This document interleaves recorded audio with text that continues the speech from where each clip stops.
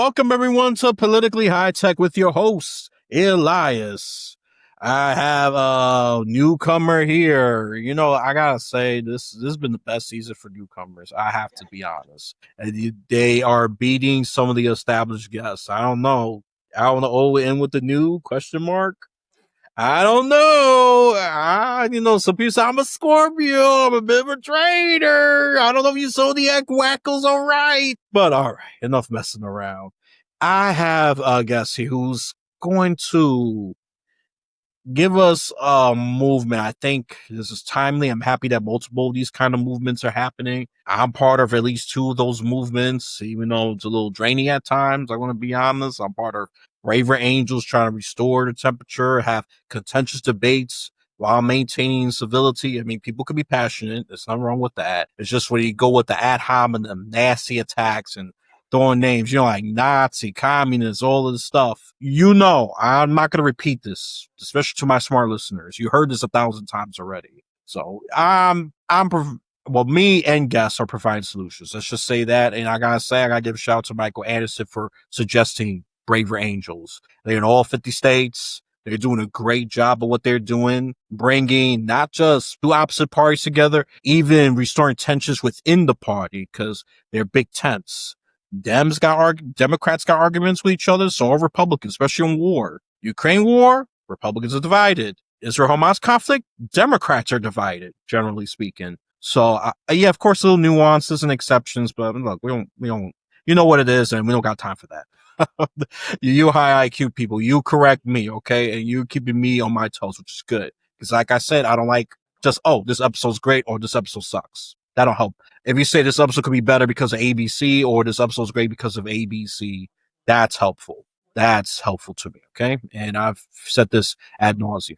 So, all right, I'm going to let the cat out of the bag, and his name is Carew Papritz. He's not just, he is an author, and he's even an education advocate. We need more education, not less. People who go for less education, those people are no good. I don't care what the context is. If you're anti-education, you're a problem. And this does have to be political. If you could debate about politics, about how to solve it, I'm fine with that. Debating solutions, I'm fine with that. But if you're going to just say slash things carelessly, well, you know what your administration is doing that right now. You're not going to get a prize for it. It's very obvious. Okay. And I'm against it. I don't mind specific targeted cuts. I'm for that. Because there's certain people that don't need benefits. I'm for that. But if you're going to do across the board cuts with no care, no thought, I have a problem. That's way too right-leaning. And if the opposite side, the left goes too crazy with identity politics, that's too left-wing for me. I don't like that either. So I got my bone to pick with. So let me introduce. Let me be quiet because I want this guest to talk. He has a lot to share, okay? And a lot of good stuff to share. And I'm sure somebody can say in the chat, shut up, host. Introduce a guest already. Okay, I heard you through my spirit. Okay, relax. Let me introduce him again.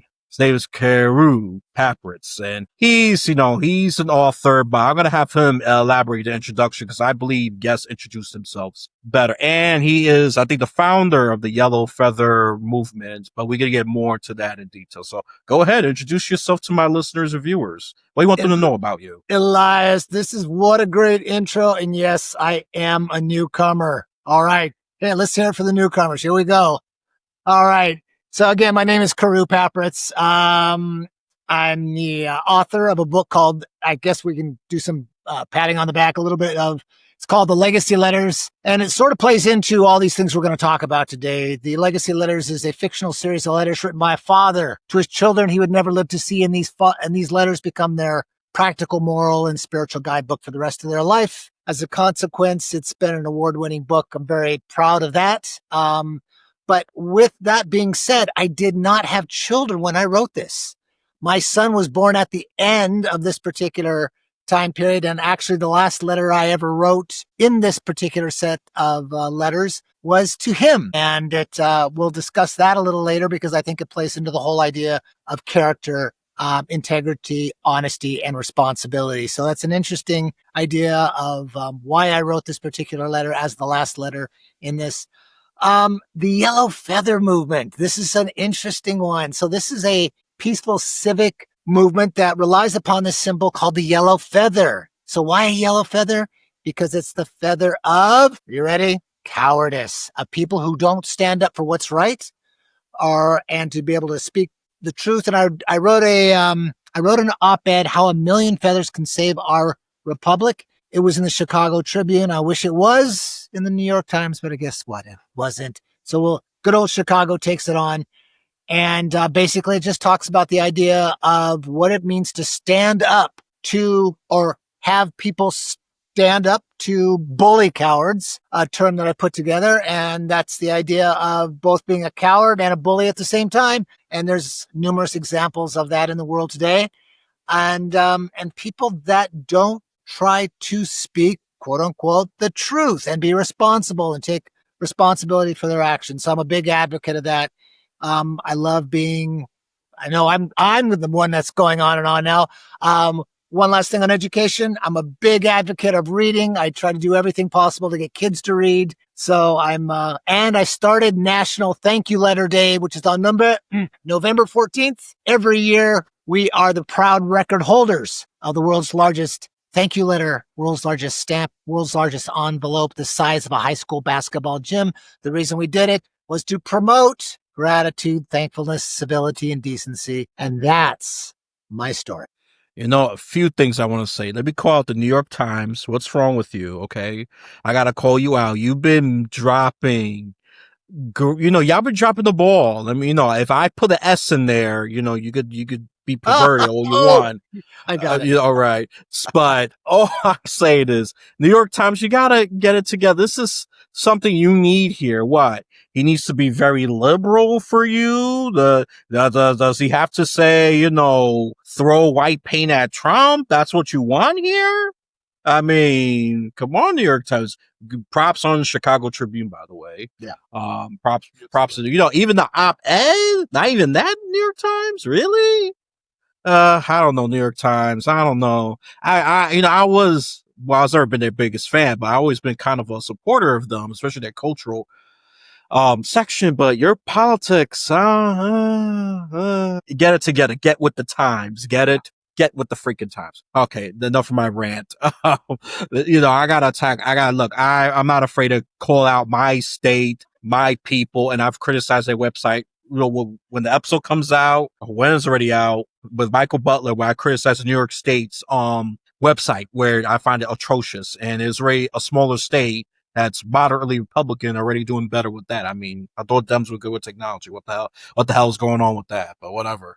All right, let's get to the real stuff. I had to rant about that, and shame on and we need more thank yous. We need more gratitude. We're very ungrateful. We're very depressed. We are very angry. We are very isolated. We are very distracted. We are fill in the blank. That's a real common section activity. And there's a lot of answers you could put there. But we are not grateful. That's for sure. Yeah. And for the most part. You have to be exceptional to be grateful. That's not good. That's not good. I remember when I'm young, with my kiddie days, if you want to call them, people were definitely more grateful. It was declining, but it was more slowly or surely. But now everything is insta click, insta this, and we get insta upset. There you go. When things don't go our way. Well put. I like that. And it's so ridiculous. It's so ridiculous. But all right, not make this about my rant. Let me just get it together. Let's talk about some more positive, because we need to talk about that. I'm a rambler. I love to rant too. So what sparked this idea for a movement? And you already answered why you chose the feather of courage. It seems like it's more like counterintuitive. It's like you're calling out cowards instead of just representing courage. But feel free to build on that. Yeah, no, it actually was one of these I was thinking back in history about when these feathers came out, and actually it was a white feather initially, and the British military, if they had a coward, they would give that person a white feather, and it was the feather of shame. It was, so shameful. In World War I, women would give feathers to those that did not, quote unquote, participate as a soldier in there. So that was another thing, but it's sort of quasi morphed when it came over to the U.S. and became, we all, yellow is a coward, right? And that became part of that. And so I decided, well, why couldn't we have a yellow feather? And I like your thought about being counterintuitive, because it's not only calling out the cowardice in somebody, but it's also a way to be sort of creatively, have creative, activity in terms of being able to stand up to something. So at the same time, and I loved the sheer lightness of it. It wasn't just in your face. It wasn't angry. It wasn't volatile. It was this, and think of a feather, how beautiful, light, and delightful it is. And I sort of love the idea that if you were to put a feather in front of somebody and we all understood that symbol, that archetype of what a feather could mean, I thought, wow, we could really create some sort of movement or method, and how simple it would be. You could either email a feather, you could lay it down before somebody, and it would be a mark saying, you know what? You are a coward. You need to stand up for what it is that's right. And we all intuitively know what's right and wrong in the world. And it's not a whataboutism. It's not a thing that's like, oh, I think, it's relative here. It's not relative. No, we intuitively know. We know what's right. We know what's wrong. So that's part of this whole idea of let's get these feathers out and send them and do whatever we need. Or how about just lay them down in front of people that aren't standing up for us or not standing up for what they believe in. I mean, we got people who believe in it, but at the same time, we know, and again, we recognize hypocrisy. And there's one thing I can't stand. That's it. And sadly, that is rich in, especially U.S. politics. Hypocrisy, the double talk. Oh, no, I'm going to praise this one here, even though he did something atrocious. But since that atrocity came from the other side, oh, that's the enemy. Even though they both could commit atrocities. No, but my friend, he was defending himself, you see, against the vicious, these radical people. Yeah, I absolutely agree with that. I've called out both sides on the aisle on different issues when they're just so hypocritical. It's so blatantly obvious that, a person, and, I could give a shout out to my mother. She could smell BS, just keep it a little clean, even without knowing the deep details of politics. I say, you know what, Mom, you don't know a lot about politics, but you should still be involved because you could detect BS, and we need more BS detectors in politics. We do, because I think they all be millionaires because of how much we lie, but that's a whole other thing, right? And I absolutely agree. We need more movements like this. Like Braver Angels is more focused on restoring civility through conversations, or contentious conversations, or conversations that creates, volatile reactions or passionate reactions for a little more positive word, but this one here is, you're just calling out cowardice. So I can see some intersectionality, but there's also some difference. You're just calling out what's, okay, for coward, this was hypocrite, and yeah, we need more people just gathering together on that. One thing I can see is that if they're very hyper partisan, they're comfortable calling the other side out, they're not comfortable calling their own. That's so right. I think we just gotta be mindful of that in general. Even me as an independent, I always feel like I was being a little too nice and independent and center, but I've been calling them out on their shenanigans. I said, okay, I feel like I'm fair and consistent. I mean, it's hard to be consistent. I'm not gonna lie. It's very hard if you think about it. It really is, but it's admirable. Don't just give up because it's hard. All right, people, because we used to have a lot more integrity than that back then, for sure. Yeah, and I like that idea. I mean, the idea of what character and integrity and responsibility. I guess one of the biggest ones is taking responsibility for the things that you should own. I mean, in this day and age, of all things, I mean, that's one of the, again, back to that particular letter I wrote to my son. It talks all about that, taking responsibility. Where has that gone? Where's that? It's just like out the window. And what is character anymore? I mean, just character does it. It's social media post. It's all about persona. It's all about who can be the most outrageous. I mean, that's outrageousism. How about, hey, let's use that word, folks, because there's a lot of that going on. Let's see, who could be the most sparkly and the biggest, the biggest person out there. Again, outrageousness seems to be the norm anymore, and wasn't brought up in that era. Don't give a rat's patootie about it. Just show me a good man, and what that means, or a good woman. So, I agree. Both sides now have shown their outrageousness. I'm just gonna call out one on the Democrat side and definitely one on the Republican side.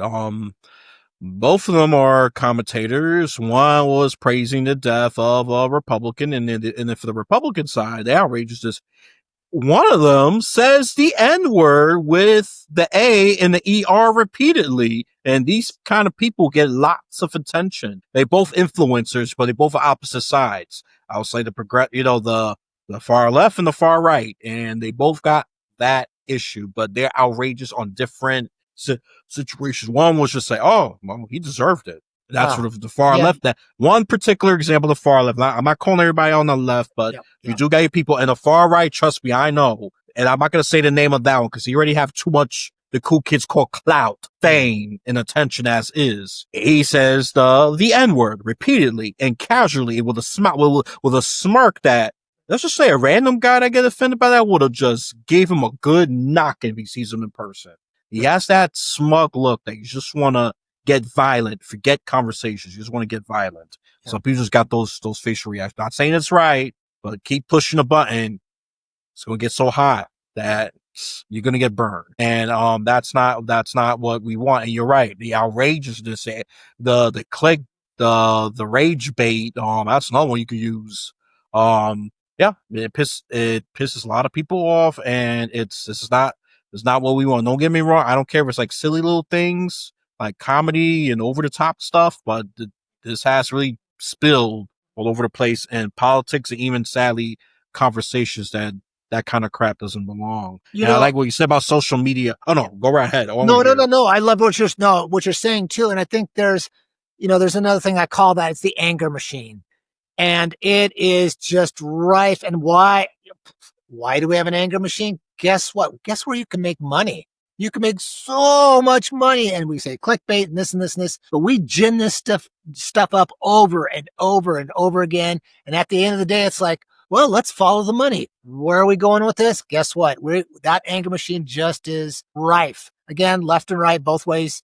I probably would say there's a bit more focus on, well, I wouldn't say. It can go both ways. And if I'm going to be honest, I have to watch. I'm probably a little bit more progressive on some of these things, but I also have to check myself at the door, and I have to say, hey, guess what?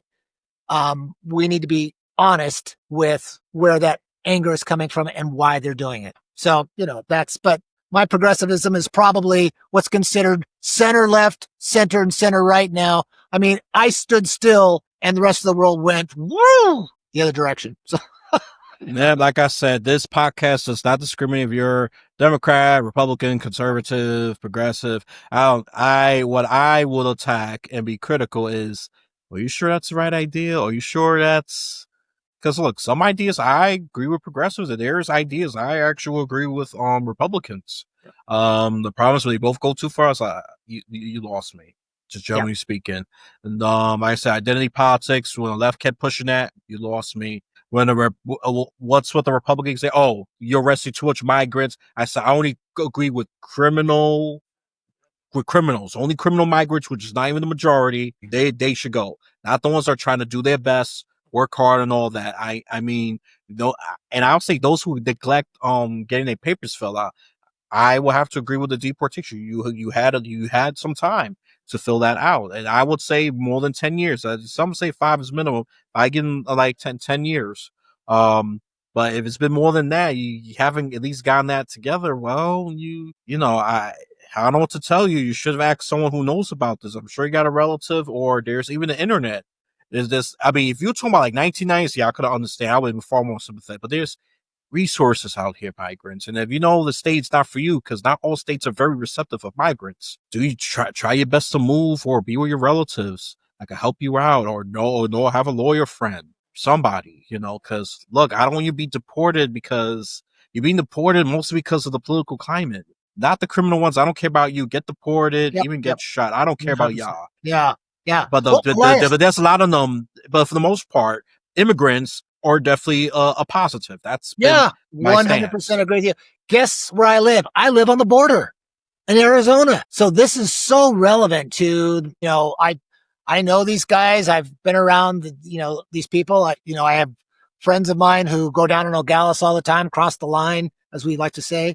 And it's fascinating to see it. I mean, it's interesting. Like we quit doing the green card for farming in the late 60s, meaning you could just get a card, you come over and you're able to come back to, go back to Mexico essentially.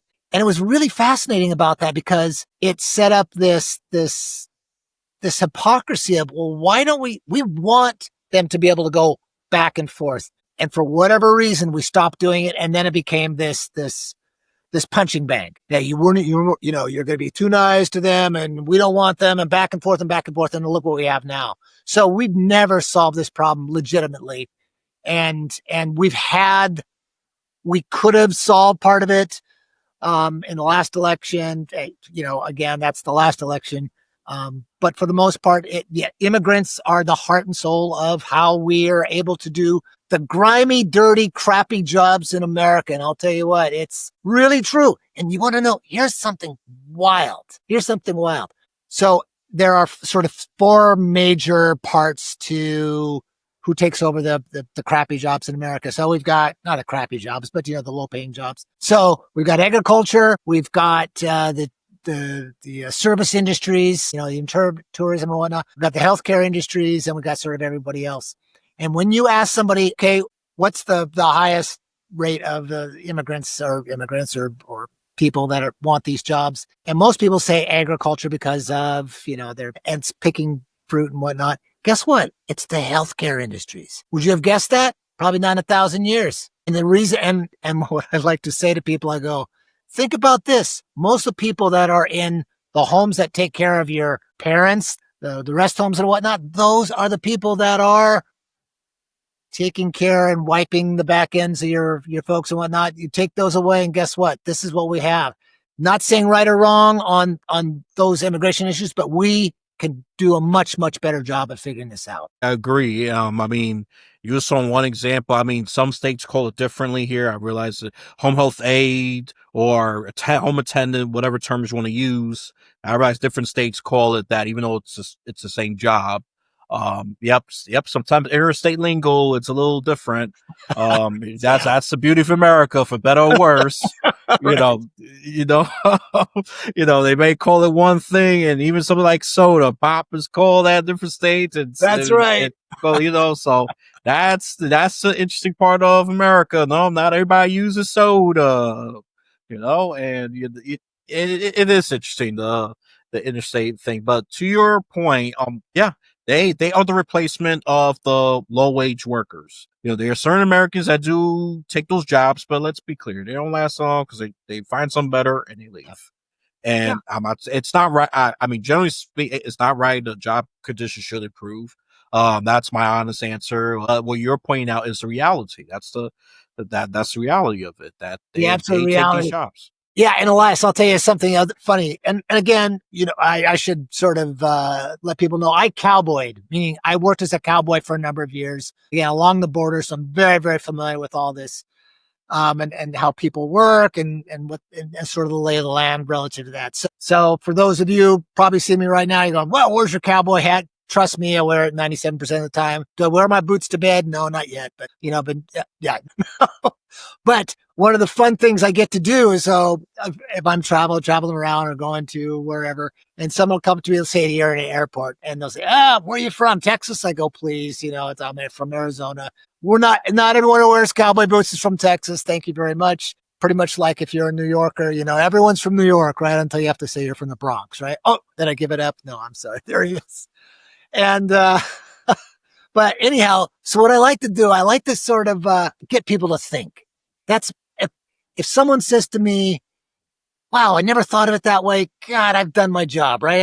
I think you're along those same lines. So what I'll say is, I'll talk about Arizona. Well, how's that border situation going? I know where they're going with this. And I go, it's coming along, we're taking care of this, that, and the other. I'll say something. And again, I'm not being inflammatory or anything like that. And I'll go, but you want to know what's really great? I'm so happy that this is happening. And they go, oh yeah. And I go, finally, we can get our kids back into the fields. And they go, what? I said, well, I want my kids to know what's like to work on, in agriculture and picking fruits, because I'll pay them more. I know it sounds funny, but I'm willing to pay, I don't know, maybe $7 for a head of lettuce or something, so we can get Americans working in the fields. I mean, isn't that great? And they'll look at me like, what are you talking about? I said, my kid would never work in the fields. And I go, well, I don't understand. Well, then how are we gonna, what? Hey, huh? And I go, really? Seriously? Well, then who's going to work in the fields? Are you kidding me? You haven't solved that problem. I don't say that part, but then, and usually I have to catch a flight or something and go, well, just think about it. I'm off and running. No. Well, you said I'm from the Bronx. They don't know my current location. That's fine. That's clarification, people. But no, but all of the officers, I do get what you're saying. Yeah. I mean, kids don't young people don't appreciate work. I think I was the last millennial generation. Don't get me wrong. I didn't like the jobs I did. I mean, I volunteered working for housing. Picking up all kinds of garbage you could think of off the streets. Not a fabulous job at all. And there was times I almost caught diseases because I was a little careless. It's a good thing I had a caring coworker who just said, "Oh, you need to wash your hands." I ran to the bathroom so fast, I drowned my hands in water for 10 minutes straight. Look, I don't care you call me. I'm a paranoid New Yorker. Yes, I am, because I want to live. I don't want to die. I don't want to have a stupid death. Okay, I don't care. You call me I'm coward in that sense. Yeah, I don't want to die. I drown my hands. You would have thought I had ghost hands for sale. It was so white, so pristine white. I got so much soap I drowned on it, and I cleaned it. The water was very dark and Right. goodness. Yeah, it was just but they're not fabulous jobs, but you need to build character. Look, these some of them I'm gonna sound like a boomer. Yeah, go call me boomer. These kids don't appreciate anything. They just want to be on their little smartphones and just throw stupid AI generated memes and things like that, and they don't appreciate work, and some of them have to bring their parents to the interview because they don't know basic job etiquette. I mean, this is not to bash all Gen Zers. Some of them do know, but there's a significant portion that don't know, and it's actually concerning. I used to just laugh and just say, wow. And they said the millennial generation was screwed. But, it's actually just quite sad because we're going in the wrong direction. So I'll say, alluding to the young, not getting that hands-on character building work experience. That's what he was alluding to, and I agree. I see where he was coming from. I was about to be sharp. I said, no, that actually makes sense. Yeah, and guess what? And this is even wilder yet. Guess where that apple falls from? That's the parents. How come the parents aren't doing this? I mean, where does that, and that becomes a whole nother, conversation in and of itself. It's like, they're learning, and again, your primary people you're learning from are your folks, your parents. And if that's not being taught, then that apple is definitely falling very, very close to that tree. Yeah, no, I got another question. We talking about social media and all of that, and even the AI generated, because that has dominated so much of the conversation. It really has. Why do you believe this simple but very humane symbol like the yellow feather is going to cut through all this? They say noise. I'm going to call it a mass distraction. I love that. Yeah, noise or mass distraction. This is called politically high tech, right? Think about the lowest tech thing you could have out there, a feather. Think about the beauty of, again, back to this idea of the beauty of a feather. Low tech as you can get. And especially, again, guys, one of the call yellowfeathers.org. Go check it out. But the whole idea behind this is that you can literally send in or drop feathers there. I mean, it sort of reminds me, and for those of you that have never seen this, and I hope you get a chance to, look at the Tiananmen Square massacre in China and look at the guy that stands in front of the tank. And I think about that almost, anytime I'm thinking about this sort of low tech, this putting a feather in front of somebody, calling them out, and how powerful that is. And to this day, no one knows who that is. Isn't that that's fascinating to me. They never discovered who that was or whatever happened to him, but he stood in front of that tank, in front of all the other tanks, and that was the most powerful symbol. Again, low tech. It was one man against all of these tanks in this massacre. Just powerful as it gets. And so those are the things I think that if we use something, we could use other feather, we could use almost anything else, but the yellow feather if that got laid down in front of somebody at a town hall, it's like, we're calling you out. And they'll go, what is this? It's like, shame on you. Tell the truth. Shame on you. Don't be a coward here. Stand up, do the job of being a representative for us, if we're going to talk about the representatives instead of just kneeling down and taking it like, I mean, it's just, it stuns me that, and I want to say something about standing up and the idea that, they're not big acts that you have to do in this world. The community of being, of standing up to people, the more people we do that do this together, it's so much more powerful. And it doesn't take big acts. And like we talk about kindness, being thankful, have a gratitude or whatever it may be. It can be as simple as a thank you. It can be simple, simple as that. But let's think about what it means to literally put a feather in front of somebody and they'll go, huh? What's that? And we'll tell you what it is. Yeah, no, I think some people lost, interpreting symbols and all of that. So I think you might have to educate, especially I would say, definitely I don't know. My generation is like 50-50. Some understand and some don't. You could tell us by giving a feather. Or, oh, what? Wait, what are you supposed to mean? Word or what is this? What do you mean by this? It's and the Gen Z forget it. You give them a feather, they probably so distracted with the smartphone that the feather drops. I don't know. Some of y'all would get it. It's just look, we are so distracted, and that's why I always bring up the social media thing, and not just social media, and if for the more established folks, like 40 plus whatever. Yeah, got the cable TV doing some of that rage bait and all that for you as well. Not just social media I call out, even though that's becoming more prevailing than the other because people are banning cable. Cable's unnecessary expense for most young people, and I agree with that. I'm a stereotypical millennial on that. We make streaming more popular. And yeah, we just get distracted, watch our shows, and then we forget about it. We need to be more vigilant because all it takes is one generation to lose so much rights.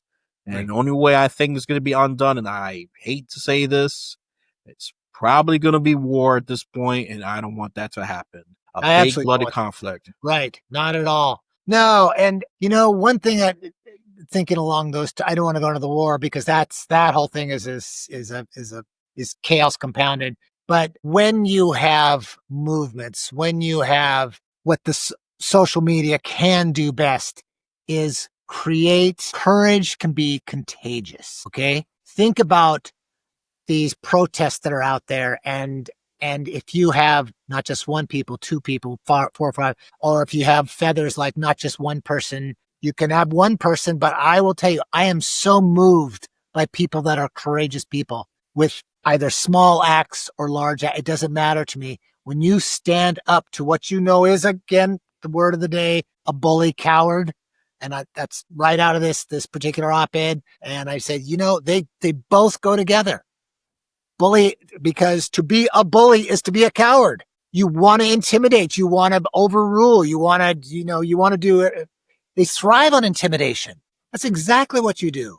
And until you stand up to that, and sometimes it's a physically standing up to them. Sometimes it's again, like the fella in Tiananmen Square. Sometimes it's just a matter of what they did in Chicago and said, yeah, you're not coming here. I've actually thought, why don't you just everyone wear white and just lay down in the streets? And there it is. Don't get walked on there. Take the heat there. I mean, this is what Gandhi did, in nonviolence. I mean, that was an incredible movement. They brought down the British Empire. The British Empire with it, and they used actually the truth. They used the shame that the British Empire felt. And that's the other part of this, is calling out shame on people. There was, in the House Un-American Committees, for those of you that are history bound, right? The 1950s, the whole communist scare and whatnot. And how did they bring down, what's his name?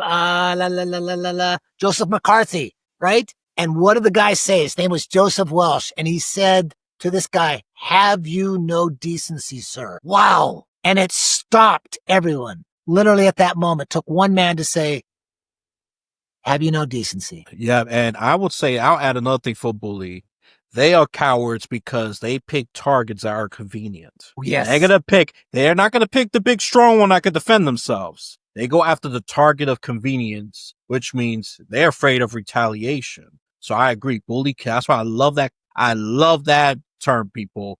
Bully cow. I don't care. I'm going to force you to tattoo it in your brain. All right. Good. Go. This is good stuff here. And if you don't think this is good stuff, go ahead and expose your stupidity in the comment section. All right. Or come up with a very smart disagreement. Yeah. Remember, if you say something offensive, YouTube cancels you. I don't cancel you. So just keep that in mind. And Rumble, do whatever. Even say something offensive. You're 99% chance you're going to be fine. Rumble has a much higher threshold when it comes to canceling people. They have canceled, but they have a much higher. I think you have to kill someone. That's how high it is. But they don't care. They say neo-Nazi, even racist stuff. They let that fly. That's the difference between YouTube and Rumble. Okay, I got both, so I know. Wow. Yeah, and one of the interesting things is when you talk about freedom of speech. So freedom of speech is a really interesting concept because much like and back to history, there was like some French general said wars are made on the creases of maps. It's like, oh, where's this at? They couldn't even see where they're at anymore and so much of constitutional law is made in places that you really don't want to go. Look at Skopje versus the United States. That was Skopje, Illinois, where the neo-Nazis paraded through a largely Jewish area. And, does that portend to my idea of decency and civility? Not at all.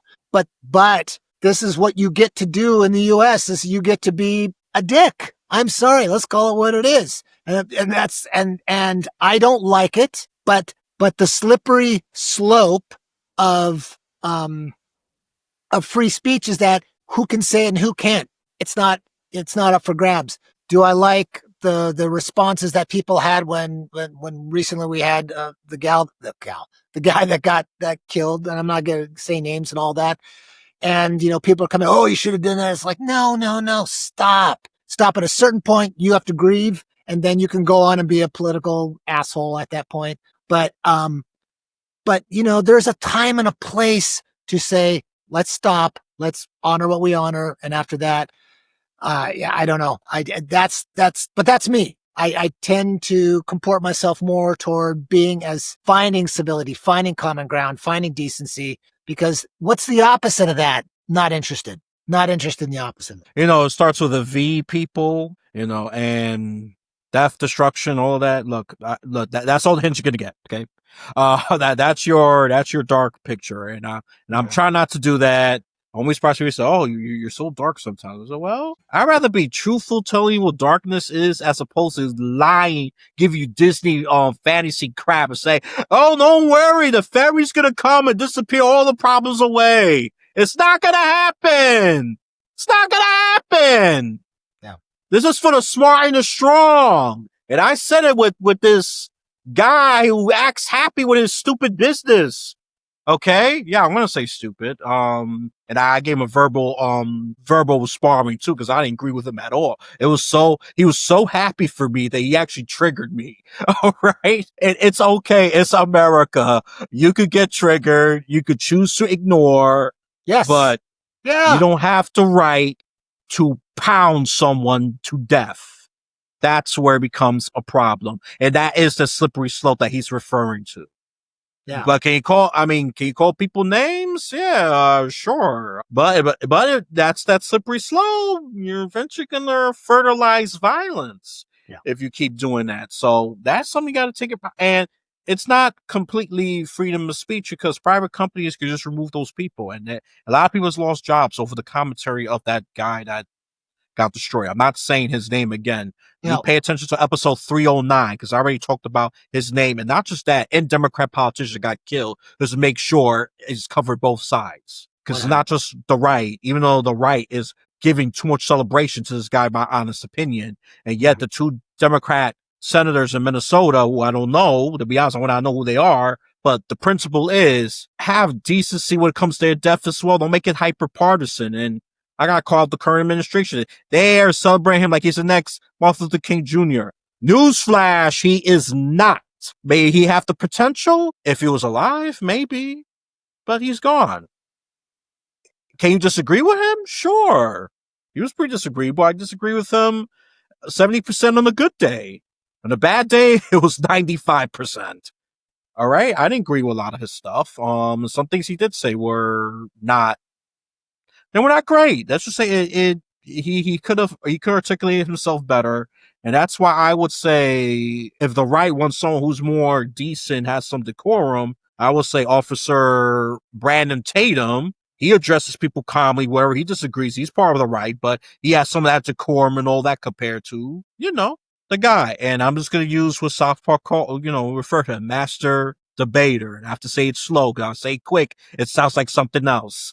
All right, come on. I mean, it doesn't take much imagination. Just get this. That's it. I'm happy I'm making this enlightening and funny. That means I'm getting much better. I'm getting better meshing my craziness together. But I think you already touched on this though, because we talk about courage and responsibility and integrity. I think it's a good transition. How can it do that? Is there? What? Go ahead. No, you know what? I was going to say something real quick here. Go ahead. I wanted to do this, and if you don't mind, and it's okay if we don't, but I wanted to read that letter I wrote. It's a quick read. Go ahead. No, go ahead. Go ahead. And so it's called On My Boy Becoming a Man. And so this falls directly, it talks basically about everything we're doing this. And it was interesting when I wrote this because again, last letter I ever wrote. And my son, he was an infant. He was, I'm writing to, or I'm not writing to, but he's up on the table and I'm typing away and all this. And I'm having problems getting to the sweet spot of this particular letter. Because that's for every single one of these letters, there was always an emotional tug or pull that really worked. And so I asked him, I said, hey, can you help me out here? I really need help on writing this letter. And he goes, and I go, write the letter to you. So that's what I did. So this is On My Boy Becoming a Man. And what type of man should you be, my son? A good man. Above all else, strive to be a good man. And you do not become a good man overnight. Much like a big, solid Douglas fir, you must learn to withstand all manner of winds, rain, lightning, sun, and even fire year after year after year, and still stand tall and true. A good man, in your papa's book, is a great man. One who constantly strives to be the best of man to himself and to others, because the world can never have enough good men. And what makes a good man, my son? A good man is being fair in both your words and your actions. When you admit being wrong and then right that wrong. A good man knows when he's been humbled and learns from his humility. Being a good man means to speak with sincerity and love with certainty. A good man will try to act wisely by thinking first and then acting. A good man tells the truth. A good man lives for the joy in life and the happiness of being alive, not shackled to the wants of the future or the regrets of the past. I hope you was listening to that, listeners and viewers. I hope you was really listening to that. If you want to know an idea what a good man is, instead of listening to, I'm going to call out two people on the right. Don't get me wrong. I disagree with the left's perversion as well. But you know what that is. And I have plenty of right wingers or eloquently point that out. But two of them on the right are shaping out of young males' minds. And they both have a certain level of imbalance. Let's go with Jordan Peterson. High intellect, low integrity. Oh, I don't know what a Christian is. Am I a Christian? You say I'm a Christian. He don't want to own it. And this is why he's failing. This is why his influence has crashed down. And to be honest, he kind of deserved it. There were certain things I agree with him. He was trying to teach men to be nice, good, and all that, but there were certain things he had a problem with. I would say integrity was one. He didn't own up. So high intellect, low integrity. And if you want to measure masculinity, I would say moderate. It's like moderate masculinity. And then now we got the other one. And if you could figure out who this bald guy is, I'm going to eventually give you his name. Andrew Tate. High masculinity. Extremely disrespectful. Hyper aggressive. These are the ones that have been, Jordan Peterson has lost that, but Andrew Tate is still shaping some young man's minds, and not in a good way. There's certain things I agree with him with history and all that, but his messaging, especially his style, it's very controversial on its face. It's just very aggressive, hyper aggressive, not just aggressive. Certain aggression is okay, but it's hyper aggressive and it's disrespectful and even puts women down. Yeah, it's pretty misogynistic. Yeah. And before I had a neutral opinion, but now I'm definitely leaning towards the negative the more I listen to him. And I know the past I had a mixed opinion. I'm sure me kind of well, but no, the more I dig into it, it's like, I'm staying away, and I'm gonna join the anti Andrew Tate train on that one. Yeah. I gave him a shot. I was fair. I was like, yeah. So I changed my mind here. It's not me being a hypocrite. I changed my mind. He's not a good role model, and time again, it has been proven. Follow the truth, people, or you can live in denial. And being a good man is also facing truths, even when it's difficult. Even when it's difficult, that's so true. There's a last part to this, and I actually was on the next page, and it goes to something I wanted to bring up, which is a good man. A good man defends those that cannot defend themselves. A good man knows the difficulty of being a man, knowing the fall from grace is always near at hand, and thus is always striving to make himself a better man. And I was brought up with the idea that you defend those that can't defend themselves. And there was an example this once. It was really interesting. And I was trying to come up with examples of when do you defend someone. I really had to sort of think back in the time machine of this. And one example stood out. I was at a bar. It was an old cowboy bar type of deal, and this guy was picking on this other cat there, and he was just really getting on to him. And he was a big fella, and I just said, this isn't right. And it really bothers me when I see a bully coward, because I know this guy's he's going to bully this guy into a fight. He's going to do something. And I just said the classic thing. He said, hey, why don't you pick on somebody your own size? And of course he turns to me like, okay, let's go take it outside. And I was like, oh crap, I'm really screwed now. And I turned to the guy and I said, that's fine. We'll take it outside. But I said, my grandfather comes from Scotland. He said the tradition in Scotland is you always have a drink first before you take the guy out. And he goes, I'm not going to this. My grandfather says, this is what you do. And he says, okay, so we have a drink. And I said, so I was like a shot of whiskey or a shot of, and he goes, okay, you're right. So you know what? I'm going to start a new tradition. I'm going to buy you 2 drinks, and I'm going to have 2 drinks. So, 2 drinks later, blah, blah, blah. And then after, you know what? Let's actually both of us start a new tradition. Let's buy each other a drink. So guess what? He's sloshed. I'm freaking sloshed, and at that point he goes, hey, you're a nice guy. That is and he completely forgot about it. And he was, anyhow, I talked myself out of it. We got to have a fight. We're both drunk and everything was good. And that was my yellow feather moment. How ironic. The beer was it was a liquid of peace at that moment. The liquid of peace. Did you just say that? Yeah. Did you just say that? Look at that. Yeah. All right. That's it. It's going to the next op-ed. The liquid of peace. Go ahead. Take it. I have a copy. I have it copyrighted. So yeah, there you go. Take it while you can. No. Go ahead. I want you to continue to be successful. Continue to write those op-eds on a serious note.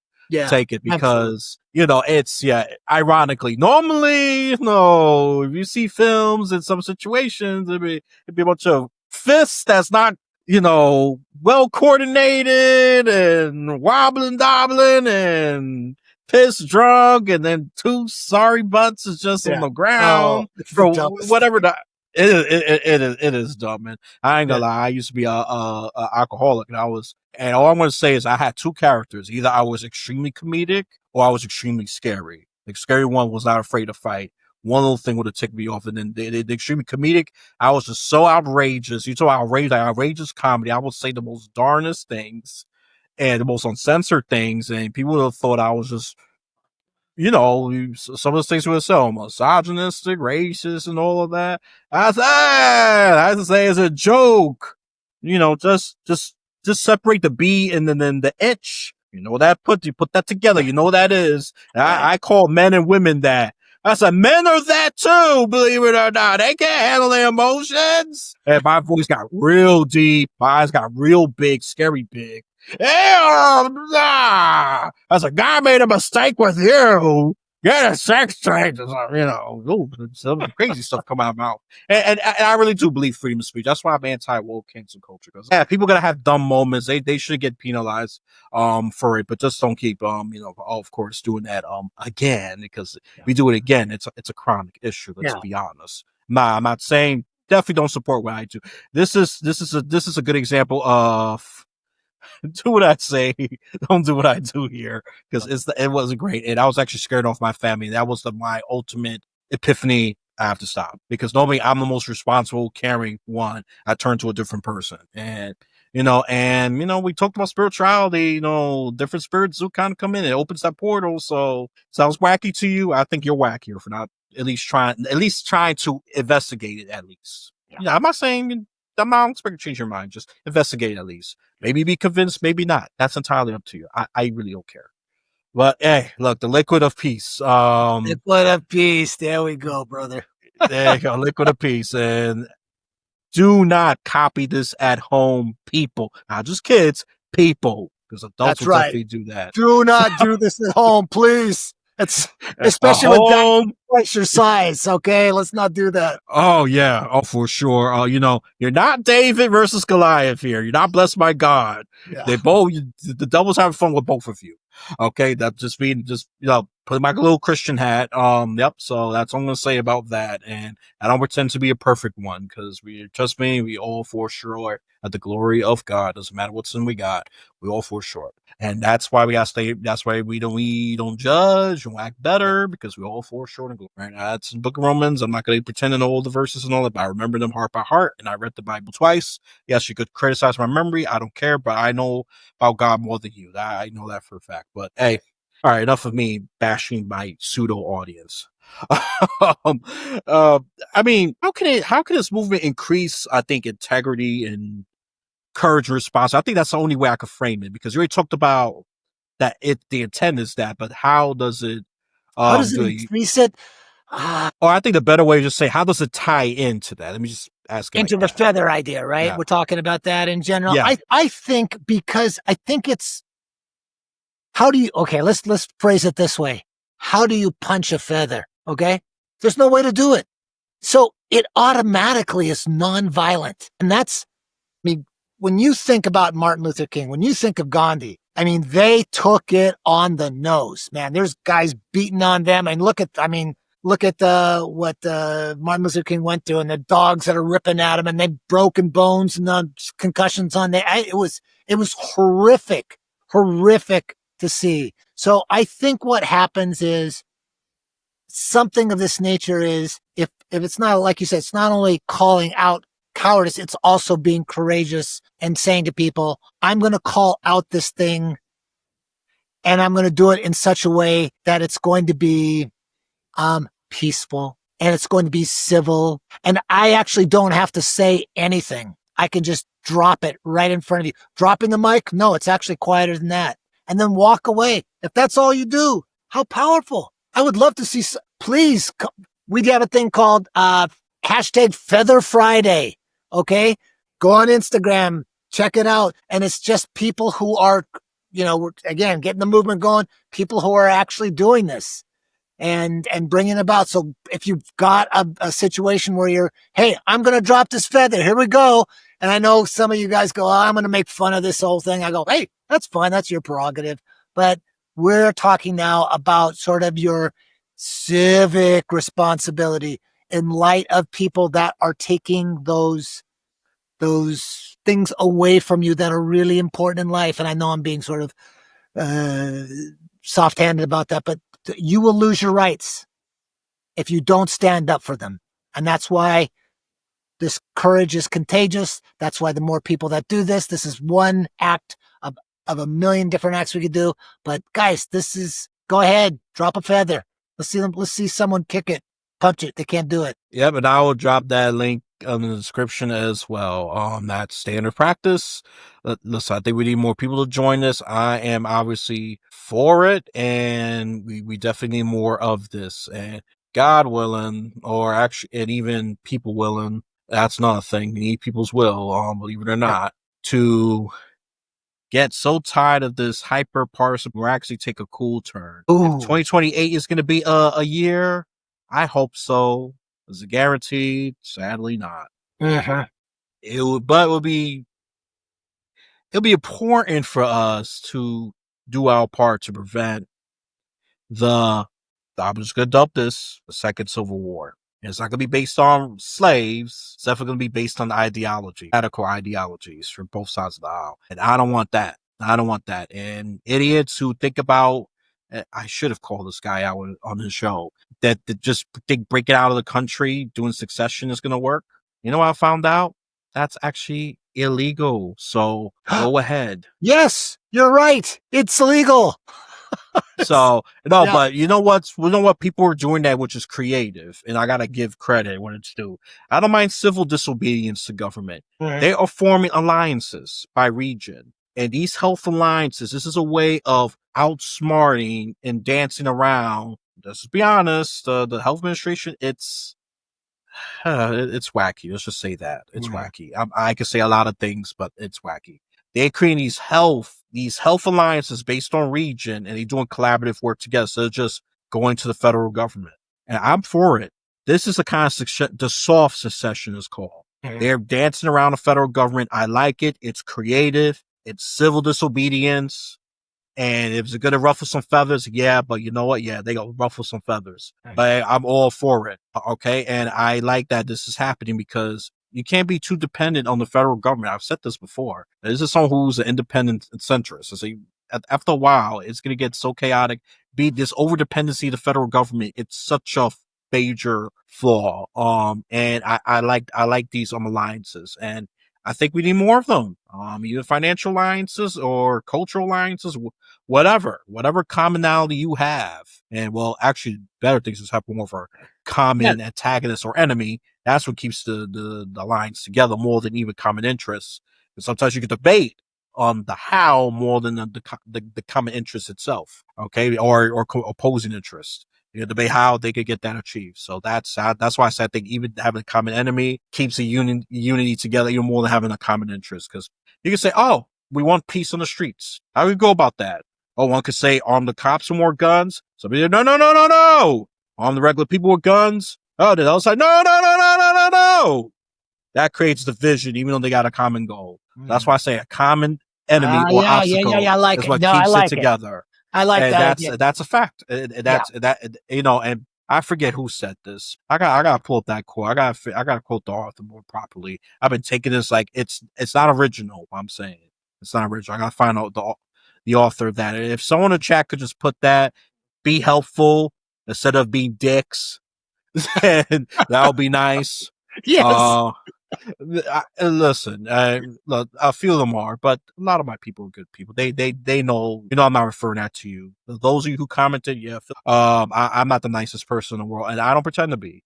But I will fight for the greater good. That's my intent. I don't care about your feelings as much. I will care about your life, but not your feelings as much. I'm a little rough around the edges. That's a New York me. All right. And not all New Yorkers are urban. Well, even though I'm kind of the stereotype, I'm very urban and all of that. Even though I don't mind some of the Southern culture. I've traveled to Southern states. I actually enjoyed it more than I thought. I was like, is this the roots I'm touching? I don't know. We'll see. I gotta discover more of my roots, but I won't be surprised. It's Southern and maybe it's a little Caribbean in me. I gotta look that up. It's TBD to be decided. I gotta do a DNA test to see how I'm broken up on that. I'm sure I got Latin Caribbean somewhere, and that gets on the southern thing. I tend to love the hot climates instead of the cold ones, so I was born in the wrong state. New York is not the hottest state in the world in terms of temperature. Okay, just be honest. It's bipolar. I'll say that, but hottest not. It's bipolar. It's really bipolar. Yeah, so it got hot and it goes low. It has 4 seasons. Yeah, in more ways than one, right? yeah, or I might have to divide it to probably 12 seasons. I don't know. That's a first world issue. That's a climate change kind of issue. But Right. I could ramble on, but you provide so much. So let me just be serious. You provide so much great insight. Unlikely, I would say unconventional, but I don't mind. I'm unconventional myself. I gotta make things interesting. Can I be always, oh, peace, oh, talk? It gets boring. Come on, you like when I spice things up. You like when I do a little weird turn thing. Check out that movement, and let me do a shameless plug it for him, and get those legacy letters, people. Oh, thank you. Thank you so Yeah, much. Yeah. get those letters. Tell a little bit about those legacy letters. Yeah, and a little bit more about that. And as I was saying, that this father had written these letters, again, fictional letters to these children he never lived to see. And these letters are older. He wrote them a long time ago. So when the children turned 10, not he gave them, but he actually was up in a cabin, died up there. Letters were brought back and given to the children on their 10th birthdays. So there's a bit of backstory to it. And so they grew up with these letters their entire lives, and they decided to guess what? They decided to give 50 of the over 200 letters that the father had written. And it's a book, like a Tuesdays with Morrie type of book. The Legacy Letters Complete is all done. It's ready to come out next. That's the shameless plug on my end. And so that's coming out. But within this book, what type of letters are there?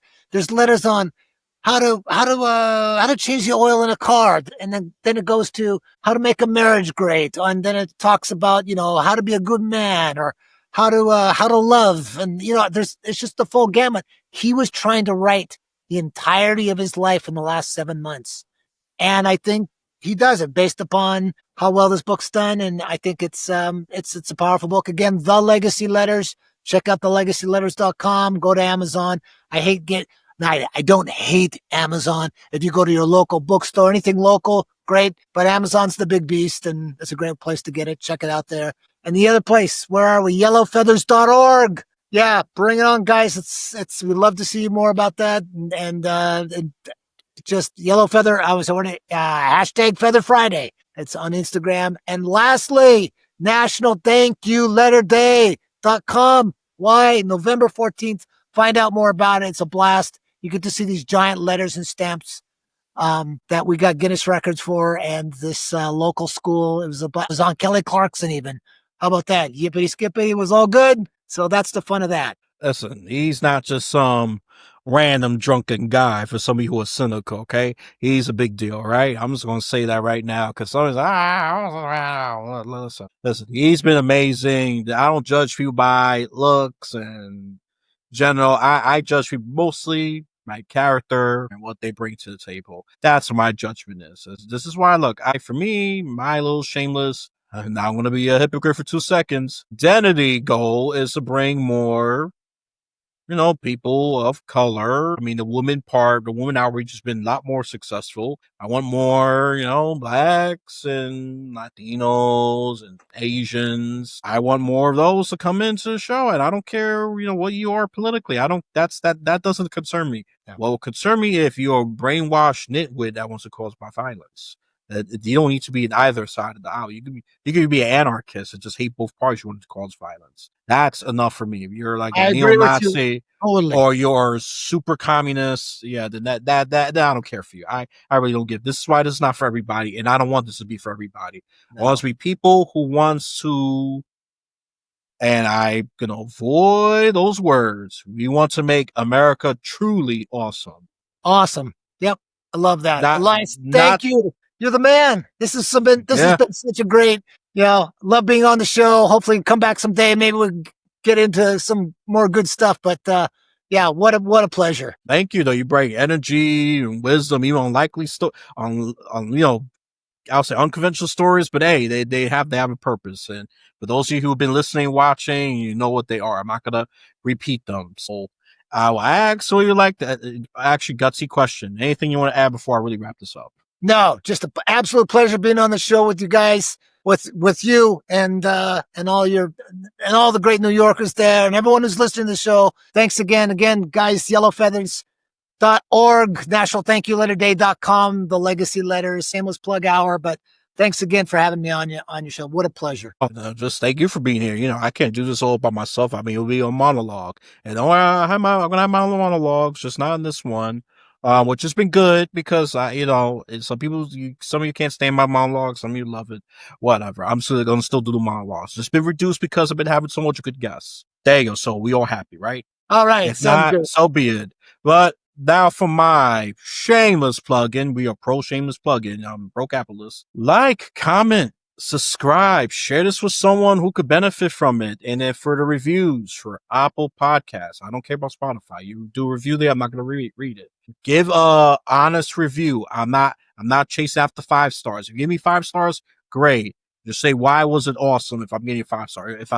If I'm getting a 4-star, what can I improve on? Those are the kind of reviews I take very seriously. Not I am great, not the episode's great in the end, or this episode's bad. I don't care for that much. I really don't.